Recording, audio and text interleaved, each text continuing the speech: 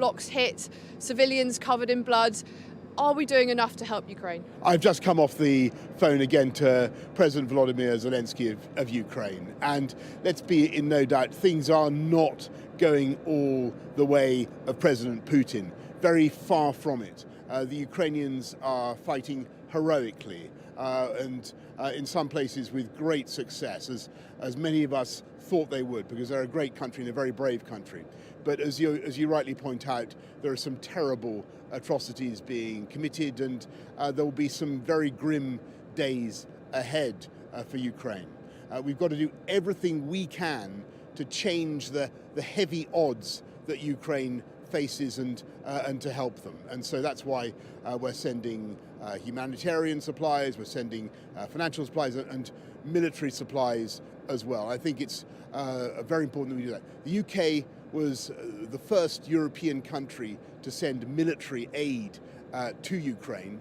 Last night, many other countries joined in pledging to send military assistance. You're starting to see that grow. What we need to do now, and you ask, should we do more? The answer is yes, and we need to make sure that we apply those much tougher economic sanctions, including SWIFT.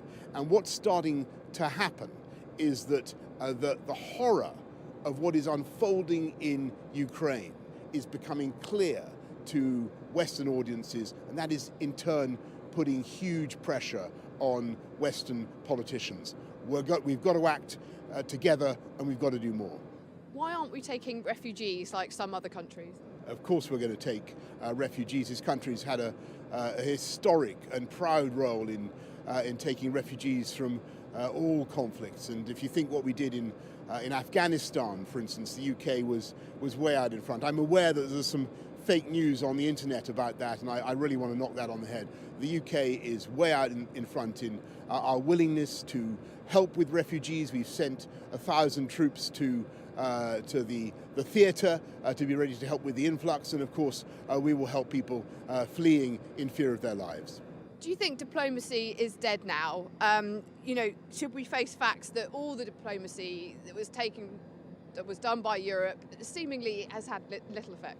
I think we have to face the hideous reality that the diplomacy, as far as President Putin was concerned, was a charade. He never really intended to alter his course. You read the article that he wrote many months ago.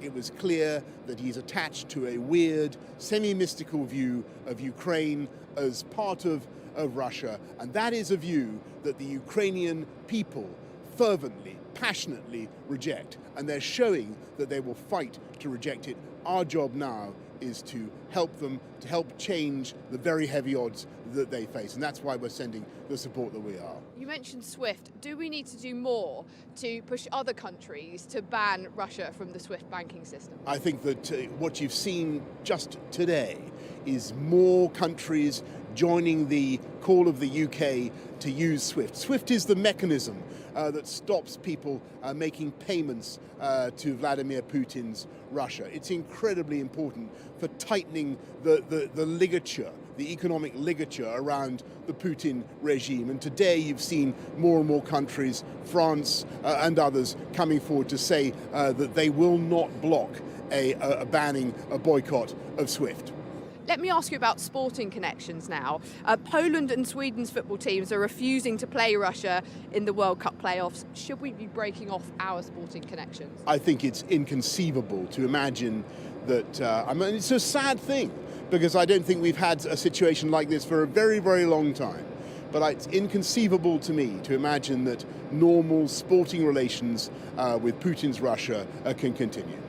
And is it frustrating that some countries like China abstained rather than voting to condemn this illegal invasion at the UN Security Council?